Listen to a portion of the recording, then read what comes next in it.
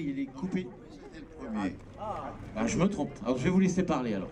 C'est-à-dire que les séries 1 ont été produites de 1961 à 1964. Les premières étaient uniquement en coupé et cabriolet. Ensuite, la série 2, alors la série 1 était de 3,8 litres avec siège baquet et comment le... Un 6 cylindres double arbre, Voilà, 3 litres 8.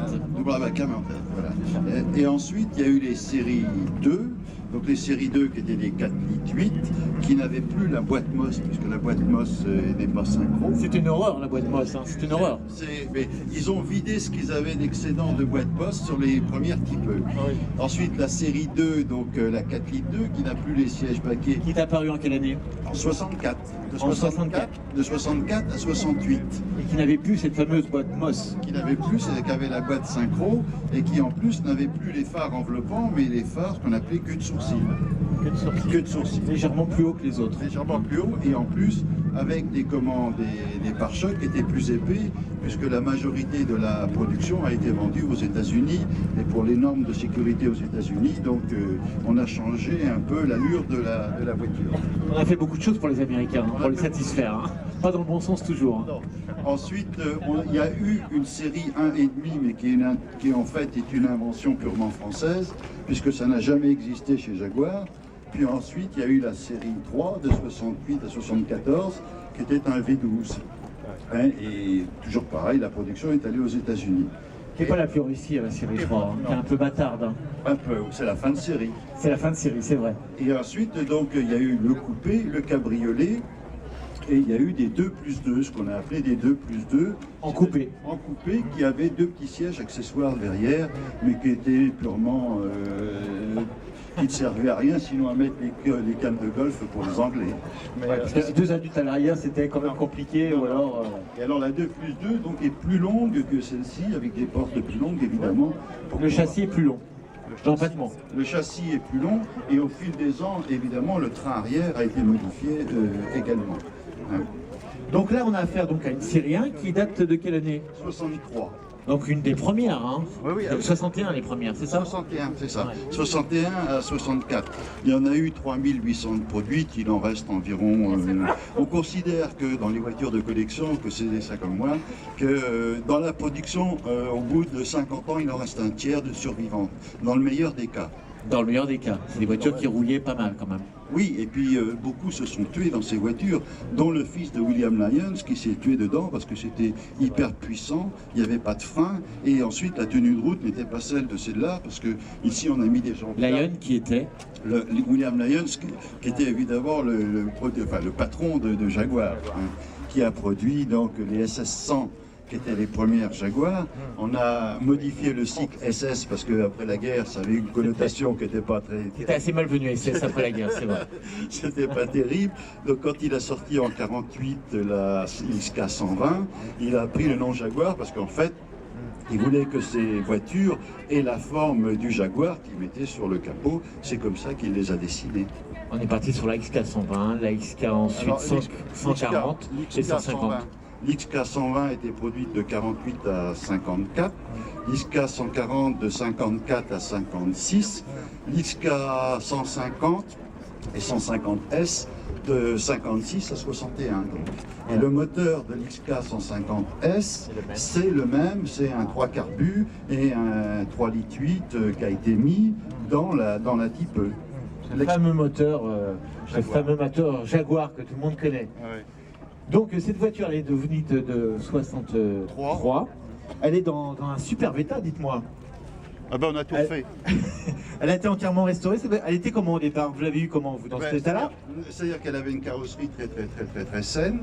Donc on n'a pas bougé la carrosserie, on n'a pas ressoudé quoi que ce soit. Elle avait un moteur qui était le sien, matching number comme on dit, et donc tout a été refait. D'accord. Donc tout est d'origine, le bloc est d'origine. Le bloc est d'origine, le pont est d'origine. Et bon, voilà. L'intérieur a été refait aussi? L'intérieur, tout a été refait. Mais bon, voilà. Mais il faut savoir quand même que bon, c'est assez onéreux. C'est assez onéreux de restaurer ce genre de voiture. Alors si je peux me permettre, on va ouvrir cette voiture. Oui. Hein, si je demande au propriétaire quand même. Donc on a un intérieur. Siège baquet. Baquet, je me rappelle sur les premières, les sièges Baquet étaient encore plus succincts que ça. C'est de mémoire, je crois. Les flat floor avaient des tout petits baquets et dans lesquels, bon, il fallait pas être rhumatisant pour rentrer dedans. Quoi. Pas de problème de dos. Pas de problème de dos, voilà. Ou alors si on n'en avait pas au départ, on en avait après. Donc le tableau de bord est en alu martelé comme sur les premières séries. Magnifique, magnifique, oui. Donc il n'y a pas de pareil, c'est de l'alu martelé entre les deux sièges.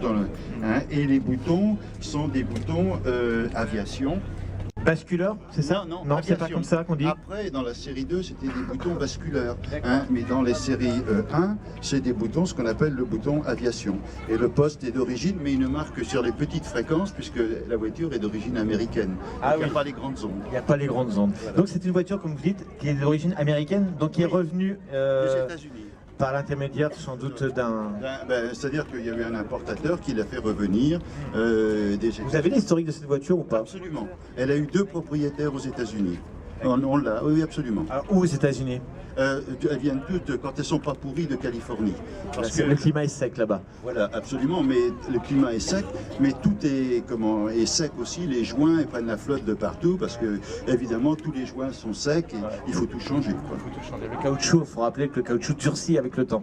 Donc le volant, lui, il n'est pas d'origine, ça se voit tout de suite. Oui, c'est pour que je puisse rentrer dedans. Vous êtes grand, donc le volant qui est à l'origine assez grand, peu gêné au niveau des cuisses. Il est à la maison, évidemment, mais on a mis ça parce que pour rentrer dedans, c'est très difficile. Question pratique. Voilà, exactement. Mais pas irréversible. Ah non, absolument pas. Bien sûr que non. Donc cette voiture, bien sûr, a ce fameux bloc 3,8 litres qui est énorme. Hein. Il prend beaucoup de place dans la voiture. Il est assez reculé aussi. Hein. Il recule dans l'habitacle au niveau du tableau de bord. Il donne de la chaleur d'ailleurs dans le... Il donne de la chaleur, il n'y a pas de chauffage en fait. Donc ces premières Jaguar type la tenue de route, les freins, c'était pas tout à fait ça. C'était pas tout à fait ça justement, donc c'est pour ça qu'on a mis des freins 3 circuits et puis ensuite on a mis des jantes larges partout parce que évidemment comme je vous disais, sitôt que vous allez parce que j'ai une voiture qui fait 260 miles à l'heure, donc ça fait plus de 300 à l'heure. 300 à l'heure. Oui. Il y en a qui ont atteint cette vitesse. C'est-à-dire oui, mais il y en a beaucoup qui se sont tués. Eh oui. C'est une voiture à pas mettre entre toutes les mains. C'est un fin pilote, un bon pilote. Il faut être très prudent parce qu'en fait, comme tout le poids est à l'avant et qu'il n'y a rien à l'arrière, sitôt que vous êtes à 130, 140, 150, vous sentez la voiture de l'arrière qui bouge et qui nous voit un peu et une fois qu'on est parti, on est parti. D'accord. Donc là-dessus, on a sur la Type E, cette Type E, on a des jantes qui sont élargies. Hein, on le voit tout de suite par rapport au modèle d'origine qui était beaucoup plus fin. Et donc, est-ce qu'il y a eu de modification autrement cette voiture d'origine? Les freins et les jantes larges pour qu'elles tiennent la route. Voilà. Sinon, elle est entièrement d'origine. Absolument.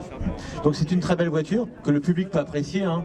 Ce sont des voitures que le public aime bien. Pourquoi? Déjà, quand on bascule le capot à l'avant, ça dégage vraiment tout le moteur. C'est très pratique pour intervenir sur les divers organes. On a mis des ventilateurs accessoires qui ne se voient pas, justement parce que quand on roule en ville, ça chauffe. Ces voitures ont tendance à chauffer.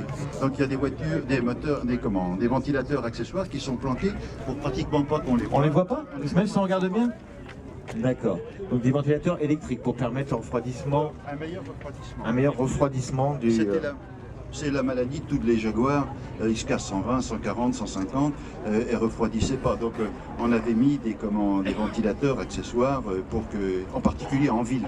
Sur route, ça n'avait pas de problème, mais en ville, comme ce matin, par exemple, elles prennent 100 degrés quand on fait des trajets comme ça. Nous, on est plutôt à un essuie-glace, et celle-ci à 3 essuie-glaces. Il y a sûrement une raison à ça. Non, parce que en fait, c'était des voitures anglaises, et les Anglais donc font des petites voitures. Ce sont des grands cons, mais ils prennent des petites voitures dans lesquelles ils ont du mal à rentrer, ils flottent chez eux et ils font des cabriolets parce qu'ils aiment prendre la flotte, et comme il pleut beaucoup, ils prennent 3 essuie-glaces pour y voir quelque chose. On sait très bien que les Anglais font rien comme les autres, hein. Ça c'est... Voilà. Heureusement d'ailleurs, heureusement. Lions a quand même fait des belles choses. Très belles Jaguars. Aujourd'hui quand même, les Jaguars de cette époque, ce sont vraiment des légendes aujourd'hui. Hein. La Type E est une légende, on peut le dire. Et la Lions a quand même rapporté beaucoup d'argent à la reine d'Angleterre. Parce que toutes les devises, en fait, et en 48... Il fallait d'ailleurs après la guerre. ça rentre, les devises? L'Alliance a eu une autorisation spéciale pour la construire, parce qu'après la guerre, comme en France, il y avait des lois, on voulait des véhicules utilitaires, on voulait des véhicules juste pour rouler. Pour reconstruire. Mais au moment de la reconstruction. Et l'Alliance a obtenu une dérogation de la reine pour construire ces voitures en disant qu'il allait, il ne savait pas d'ailleurs très bien, mais qu'il allait les vendre aux États-Unis et ramener des devises. Et c'est ce qui s'est passé. C'est ce qu'il a fait, même s'il n'était pas très sûr au départ, mais il l'a fait. C'est-à-dire que la 120 au départ, ça devait être une berline. Et comme ils n'avaient pas eu le temps, ils avaient le châssis, ils avaient le moteur, mais ils n'avaient pas eu le temps de faire la caisse. Donc qu'est-ce qu'il a fait? Il a fait une caisse comme ça de 120, quoi. Hein, et puis il l'a présentée et ils ont fait un malheur avec.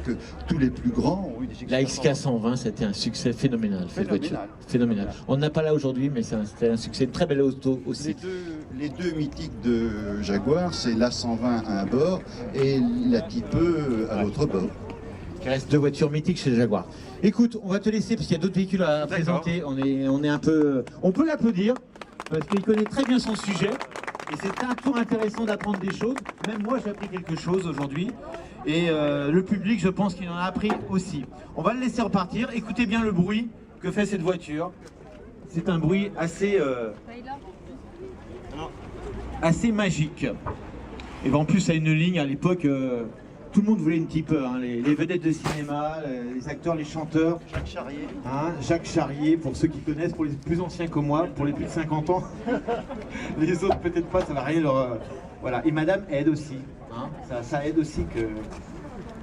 Est-ce qu'elle a conduit aussi la voiture, Madame? Ah oui, oui, absolument. Ah bon, je sais qu'il y a des propriétaires qui sont assez frileux là-dessus. Apparemment, Madame l'a conduit, parce que c'est assez physique hein, comme voiture. L'embrayage, tout ça, c'est... Bon. J'ai la chance qu'elle partage ma passion, alors j'en profite. C'est bien, c'est pas le cas de tout le monde. Très très bien, on peut les applaudir encore une fois. Écoutez le bruit que ça va faire cette voiture quand elle va partir.